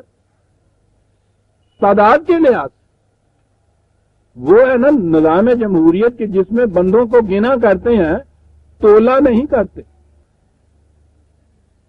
یعنی نہایت دیانتدار شریف النفس انسان کی بھی ایک ہی ووٹ اور دنیا بھر کی بدماشیاں کر کے بیٹھا ہوا اس کا بھی ایک ووٹ، برابر دونوں گدا گھوڑا. بندوں کو گنا کرتے ہیں اور گنتی میں پھر یوں ہی 51 ہوئی، وہی جتھا بڑا، پارٹی بڑی، تعداد بڑی، نفری بڑی. وہی قبائلی زندگی کا تصور آج بھی ہے. الفاظ ہی بدلے ہیں ہم نے صرف. نتیجہ اس کا یہ ہوتا ہے کہ ہر شخص پھر یہ چاہتا ہے کہ وہ جو بڑی پارٹی ہے نا اس کے ساتھ ملے. یہ نہیں کہ شریف النفس انسان جو ہے ان کے ساتھ جا کے ملے، کیونکہ معیار ہم نے وہ مقرر کر دیا ہے نا اپنے ہاں. تو اس کے بعد یتیم فرد الگ تنہا رہنا تو ایک طرف، وہ جو منارٹی میں پارٹی رہ جاتی ہے اس کو کچھ نصیب نہیں ہوتا. اور فرد جو ہے وہ اس معاشرے میں آپ دیکھ لیجئے گا، جیسا میں کہا کرتا ہوں اس غلط معاشرے کے اندر تو ہم میں سے ہر ایک یتیم ہے. جس پہ مصیبت پڑتی ہے تنہا اس کی مصیبت ہوتی ہے عزیزان من. وہ تو جو ہم جنازے میں مردے کو 10 آدمی ساتھ مل کے جا کے وہاں لے جاتے ہیں، وہ اس لیے کہ اگر پڑا رہے تو ہماری جان ساتھ میں آ جائے، سڑان سے خبون سے وہ مردہ کی لاش مدفن ہو جائے. اس کے لیے اس کے لیے ہم جا کے اس کو دفناتے ہیں اکٹھے مل کے، معاشرے میں تنہا رہ جائے، ہر فرد تنہا۔ کہا کہ تمہارے ہاں معیار یہ ہو گیا تھا عزت اور ذلت کا کہ جس کا جتھا اور جس کی تعداد اور جس کی نفری زیادہ ہوتی تھی اس کی عزت ہوتی تھی، جو تنہا رہ جاتا تھا اس کی تم عزت نہیں کرتے تھے۔ اور معیار خداوندی یہ تھا کہ ان اکرمکم عند اللہ اتقاکم، تعداد نہیں، جس کے جوہر ذاتی زیادہ بلند ہیں وہی زیادہ قابل عزت ہے۔ تم نے یہ معیار کیا لاتا ہے؟ کہتا ہے چیخ رہے ہو رو رہے ہو کہ صاحب ہم ذلیل ہو گئے، خدا نے ہمیں یوں ہی ذلیل کر دیا۔ کہنے کا یوں ہی نہیں کرتے، تمہارے یہاں عزت اور ذلت کا معیار وہ ہو گیا تھا نا۔ وجہ تکریم انسان کا شرف ذاتی، شرف انسانیت نہیں رہ گیا تھا، تعداد رہ گئی تھی۔ اس کا نتیجہ یہ ہوتا ہے 4 ممبر وہیں فلور آف دی ہاؤس جو ہے کراس کر کے دوسری طرف جا ملتے ہیں۔ عزیزان من دوسرے دن یہ جو میجورٹی والے ہوتے ہیں دوسرے دن مائنارٹی میں ہوتے ہیں، وہ اوپر چڑھ جاتا ہے، چل پہ ڈورے نیچے آبے آگے، وہ عزت ساری اقتدار سارا ذلت میں بدل جاتا ہے۔ لیکن جوہر ذاتی اگر عزت کا معیار ہو تو عزیزان من اسے کوئی چھین نہیں سکتا۔ کہا تم نے یہ کیا تھا اس لیے یہ بات ہوئی، یوں رو رہے ہو۔ اور تم نے کیا کیا تھا؟ وَلَا تَحَاضُّونَ عَلَىٰ طَعَامِ الْمِسْكِينِ، وہ شخص جو معذور ہو گیا تھا محنت کرنے سے، حرکت سے رک گیا تھا، تم نہ خود اس کی روٹی کا انتظام کرتے تھے نہ معاشرے میں یہ کہتے تھے کہ ان کا انتظام زیادہ ضروری ہے، بھوکا مرتا ہے تو مرنے دیجیے۔ اور کیا تم کرتے تھے؟ سنتے جائیے ذلت کس طرح سے معاشرے میں نصیب ہوتی ہے، معاشرہ کس طرح ذلیل ہو جاتا ہے۔ وَتَأْكُلُونَ التُّرَاثَ أَكْلًا لَمًّا، باپ جائیداد پیدا کر گیا، انڈسٹریلسٹ کا کارخانے پیدا کر گیا، دولت اتنی پیدا کر گیا، سارا کچھ پتا نہیں اس نے بھی کس طرح سے کیا، اور یہ اس کا بیٹا ہے، کہنے لگا وہ سارے کا سارا تنہا تمہارے پاس آ گیا، بیٹھے بٹھائے تم معزز بن گئے ملینئر کے بیٹے ہونے کی جیز سے۔ یوں عزت حاصل کی تھی نا تم، اور یہ ساری چیزیں تو اضافی ہیں، آ بھی سکتی ہے چلی بھی جائے گی۔ اس کے یوں آنے سے اگر معزز بن گیا تو چلے جانے سے تم ذلیل ہو گئے۔ اور یہ جو تمہارے جوہر ذاتی تھا وہ تو نہ یوں آتا ہے نہ یوں جاتا ہے، وہ تو محنت سے حاصل کیا ہوا ہوتا ہے، اسے پھر کوئی چور نہیں لے جاتا۔ کہنے لگا یہ چیز وَيُحِبُّونَ الْمَالَ حُبًّا جَمًّا، اور کیفیت ہماری یہ تھی کہ یہ نہیں کہ ضرورت کے لیے جتنی ہو کبھی اتنا ہی کافی ہے، نہیں، جمع ہو کیا ہوتا ہے، وہ جو نشیب میں کوئی گڑھا ہوتا ہے نا کہ بارش ادھر ادھر سے برسے تو ساری اس کے اندر آگے جمع ہو جائے، اسے کہتے ہیں۔ روپے کی دولت کی ہوس تمہارے ہاں ایسے تھی جیسے وہ نشیب میں پانی جمع ہونے والی بات ہوتی ہے، پانی تو اپنا لیول برابر ویسے رکھتا ہے، تم نشیب پیدا کر لیتے ہو کہ دوسروں کا پانی بھی رڑ کے سارا جڑا ہے گا تو اڈے ہی ہوتے چاہے، مایا کو مایا میں لے کر لمبے ہاتھ، یہ ہوتا ہے اس میں یہ سسٹم۔ کہتا تم نے نظام ایسا بنایا تھا کہ ساری دولت سمٹ کے ساری کی ساری تمہاری نصیب کی طرف آتی چلی جائے۔ دیکھ رہے ہیں عزیزان من، بظاہر یہ چیزیں کرنے والوں کو بڑی عزت مل رہی ہے۔ قرآن کہتا ہے کہ یہ جو تم آج رو رہے ہو کہ ذلت کیوں نصیب ہو گئی، تم نے معاشرہ بنا لیا تھا۔ تو ایک طرف تو بتایا کہ جو عزت حاصل کرنا چاہے اس کے لیے وہ طریقہ ہے، یوں حاصل کر سکتا ہے۔ دوسری طرف بتایا کہ اگر یہ معاشرہ اس انداز کا ہو جائے گا تو اس کا نتیجہ یاد رکھیے، جلدی نہیں تو بدیر صحیح، اس کا نتیجہ یہ ہوگا کہ اس معاشرے کو برپا کرنے والی قوم ذلیل ہو کے رہے گی۔ تو خدا نے یوں ہی ذلت نہیں دی جو تم کہتے ہو وَمَن يُهِنِ اللَّهُ فَمَا لَهُ مِن مُكْرِمٍ۔ اور اب معنی سمجھ میں آ کہ جسے اس قانون خداوندی کی روح سے ذلت نصیب ہو، دنیا میں کوئی اس کو عزت نہیں دے سکتا، اسے عزت اسی صورت میں مل سکتی ہے کہ پھر قانون خداوندی کے مطابق عزت حاصل کرے۔ یہ جو ہے نا مل نہیں سکتی. اس کے معنی کوئی اس طریقے کے سوا کوئی طریقہ اختیار کرے اور کوئی کہے کہ اس طرح سے مل جائے، یوں عزت نہیں ملے گی سر. اور یہاں آیا ان اللہ یفعل ما یشاء. پھر تم یہ کہو گے کہ یہ کیوں کہ جوہر ذاتی وجہ تکریم ہے اور یہ اضافی چیزیں وجہ تکریم نہیں ہیں. یہ ہمارے اصول ہیں، ہمارے قانون ہیں. فطرت کا قانون بھی تو تم دیکھ رہے ہو کہ گندم از گندم پہ رویت جاؤ یہ جاؤ. وہاں تو تم کیوں نہیں یہ کہتے کہ خدا نے یہ کیوں کر دیا کہ گیہوں سے گیہوں ہی پیدا ہو، جو سے جو ہی پیدا ہو. یہ کیوں کر دیا؟ کہنے کہ وہاں تم نہیں پوچھتے. یہاں تم پوچھتے ہو کہ یہ قانون کیوں مقرر کر دیا. انسانیت کے لیے یہی قانون تھا جو ہم نے حاذان خصمان اختصموا فی ربہم. کہا یوں تو دنیا میں تم انسانوں کی مختلف قسمیں دیکھو گے، مختلف انواع ان کی دیکھو گے، مختلف گروہ دیکھو گے، مختلف پارٹیاں اور مذاہب. اصل میں دو ہی گروہ ہیں. کیا بات، گروہ دو ہی. ایک گروہ وہ ہے کہ جو عزت اور ذلت کے یہ پیمانے رکھتا ہے اپنے سامنے. دوسرا گروہ وہ ہے جو دوسرے پیمانے رکھتا ہے. دو ہی گروہ ہیں دنیا کے اندر. انسانیت انہی میں بڑھتی. فالذین کفروا، وہ جو غلط پیمانے رکھنے والے ہیں، قطعت لہم ثیاب من نار. اب پھر وہی ترجمے ان کے ہمارے ہاں آئیں گے. ان کے لیے آگ کے کپڑے قطع کیے جائیں گے. یہ ثیاب کا لفظ کپڑے کے لیے عام طور پہ لیا. اور اسی لیے وہ جو پہلی کہتے ہیں نا کہ حضور پہ وہ جو نازل ہوئی سورہ مدثر، والثیاب کا فتح ہے جی، یا ایھا المدثر. کیا بات آ گئی. بہرحال یہ بات تو کسی اور جگہ تھی. مزمل اور مدثر. یا ایھا قم فانذر. بات تم تک پہنچ گئی. لے کے اس کو بیٹھے نہ رہو،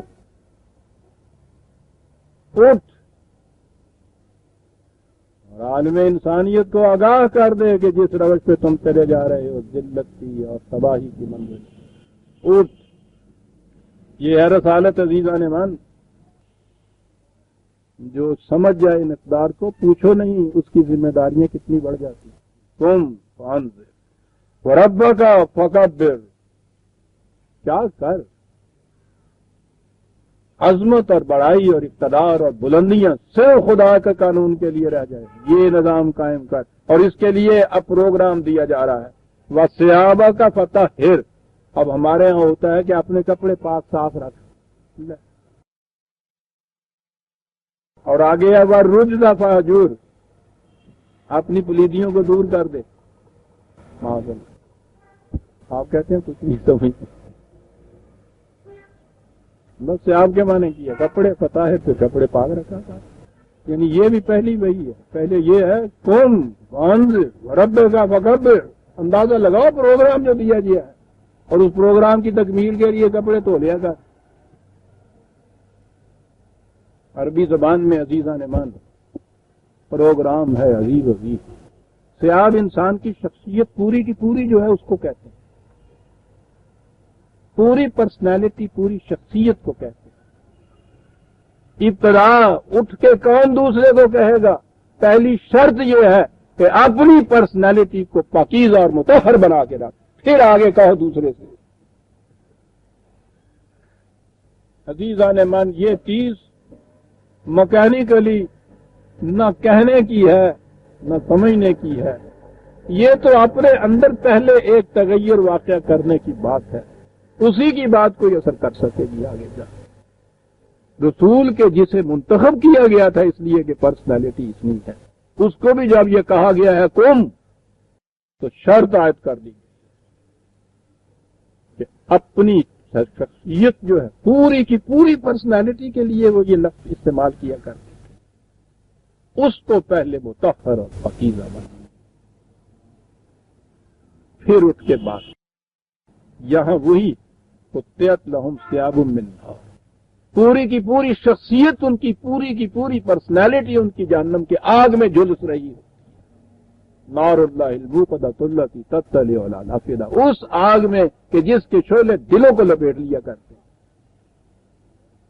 کہا یہ جو اس طرح سرفرازیوں سے یوں سر کیے ہوئے اوپر ابھارے ہوئے چلے جا رہے ہیں، نظر یہ آ رہا ہے کہ آسمان کو پھاڑ دیں گے. دوسری جگہ ایسا ہے یہ جو غلط معیاروں کے مطابق ترہ بازیوں کی عزت حاصل کیے ہوئے یوں چلے جا رہے ہیں.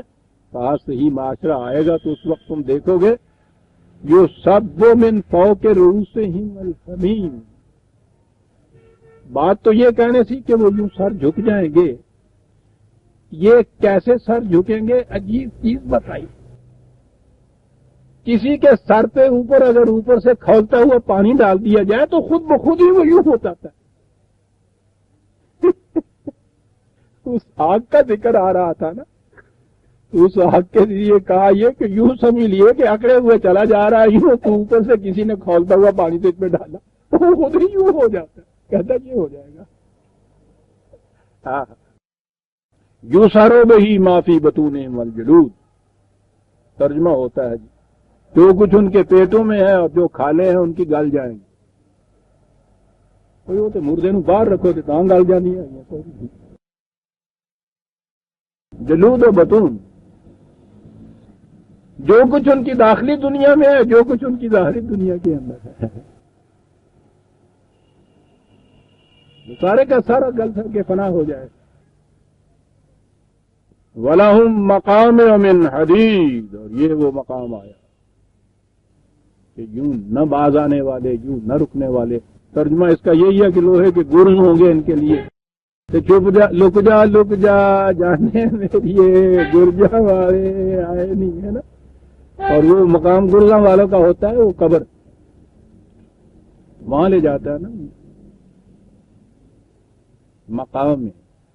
اب وہ حدید آیا جو قرآن نے کہا تھا نا کہ ہم نے رسول بھیجے. کیا پروگرام ہے وہ پھر دیکھیے. رسول بھیجے، منٹ تو دو ایک ہیں لیکن میں ذرا سا بعد میں آیا تھا، وہی الفاظ میں پھر دہرا دوں. اگلے دن آیا تھا 24 حدید نہیں، ہاں 57/25. وَلَقَدْ أَرْسَلْنَا رُسُلَنَا بِالْبَيِّنَاتِ. عزیزان من سنیے کیا تدریجی مراحل. پہلا ہم رسول بھیجے اور ان کو پہلے دلائل دیے، ریزننگ ریشنلی، عقل و بصیرت کی روح سے دلائل کی روح سے حقیقت کو تسلیم والوں کے لیے انزلنا معہم الکتاب.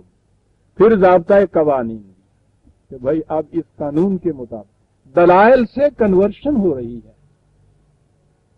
جو کنورٹ نہیں ہوا دلائل سے، اس سے قانون جو ہے آپ زبردستی منواتے ہیں سب، اور پھر جو زبردستی منوانا ہوتا ہے اس میں سے نکلنے کی راہیں جتنے نکلتی ہیں دیکھیے کیا ہوتا ہے. بینات کی روح سے پہلے قانون کا احترام سکھائیے، قانون کی حقیقت اور صداقت پہ یقین دلائیے. والکتاب، پھر کتاب آتی ہے. قانون دے دیا، ضابطہ قانون کائے کے لیے دے دیا جی، ٹھیک ہے جی قانون ضابطہ ہے، فوجداری ضابطہ ہے، ہزاروں سینکڑوں کی تعداد میں قانون کی کتابیں ہیں. کیا کام کرتا ہے قانون؟ والمیزان، اور اس کے ساتھ میزان عدل نازل کی. یہ لفظ ہمارا اپنا نہیں ہے. لیقوم الناس بالقسط، کتاب دینے کا مقصد یہ ہے کہ عدل ہو اس کے مطابق. کہا یہ سب کچھ ہم نے کیا. اب وہ قوتیں رہ گئیں جو سرکشی برتیں گی، اس کے باوجود قانون توڑیں گی، مقابلہ کریں گی، نہیں صحیح قانون ہم رائج ہونے دیں گے. کہا کہ بینات بھی فیل ہو گئی، قانون بھی فیل ہو گیا یہاں ان لوگوں کے لیے. عدل کی میزانوں سے بھی یہ اس طرح سے تلک کے نکلنا شروع کر دیا انہوں نے، سرکشی میں آگے بڑھ گئے. تو اس کے لیے انزلنا الحدید، ان کے لیے ہم نے شمشیر خارا شگاف بھی نازل کی ہے. اس کے تحت یہ ہے وہاں جو کہا وَلَهُمْ مَقَامِعُ مِنْ حَدِيدٍ. مقام گرز نہیں ہوتا، ہر وہ چیز بات جسے قوت سے روکا جائے اسے کہتے ہیں. وہ قلا قما کر دیا، ہمارے یہاں لفظ ہے نا قاف میم عین، وہ یہی چیز ہوتی ہے، کسی کو قوت سے روک دینا. اس مقام پہ یہ پہنچ گئے تھے کہ ان سے بینات اور دلائل اور ریزننگ جو تھی یہ ان کی کھوپڑی میں سماتی نہیں تھی بات. قانون کا احترام جانتے ہی نہیں تھے.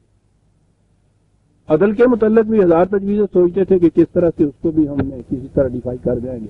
یہ ہیں انزلنا الحدید. اگلی 4 ہی لفظ ہیں. کلما ارادوا ان یخرجوا منها من غم اعید نہیں آتا ہم آ جائے گی اس میں داخل ہوں گے, نکلنا چاہیں گے نکل نہیں سکیں گے. عزیزان من سورہ الحج کی آیت ہم 21 تک آ گئے, 22ویں آیت سے آئندہ لیں گے. میرا جی چاہتا تھا کہ آج یہ حج کی صورت بھی ہمارے سامنے ہے, حج کا مقام بھی آ گیا ہوا ہے, تو کعبہ پر اور حج پر قرآنی نقطۂ نگاہ سے میرا ذہن تھا کہ آج یہ میں کروں. وہ لائٹ اسپیکر کے نہ ہونے کی وجہ سے میں نے سمجھا تھا کہ میں تھک جاؤں گا. اگلے اتوار کو وہ آیتیں آ رہی ہیں سامنے حج سے متعلق,